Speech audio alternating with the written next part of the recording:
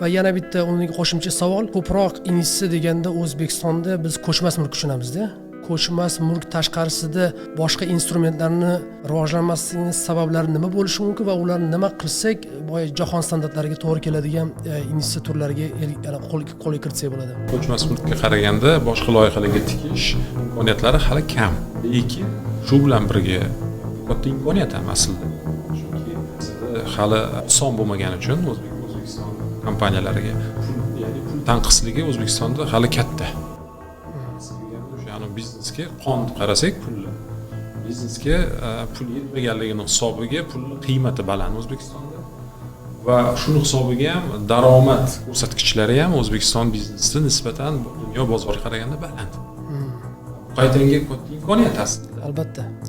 Yetishmovchilik qiyinchiliklarni balkim yengib turib, o'zingizga qaysidir ko'rib turgan kompaniyani, ishongan kompaniyangizni tizimida yordam bersangiz yoki bo'lmasam shaffoflikka kirishida yordam berib, keyinchalik hamkorlik uchun o'zingiz platforma baza yaratsangiz, siz qaytanga qolganlardan oldin o'tib ketasiz.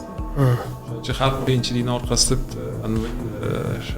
imkoniyat yashirinib turganda O'zbekiston bozorida albatta o'ziga yarasha kamchiliklari bor, lekin kamchiliklar orqasida boshqa katta imkoniyatlar bor.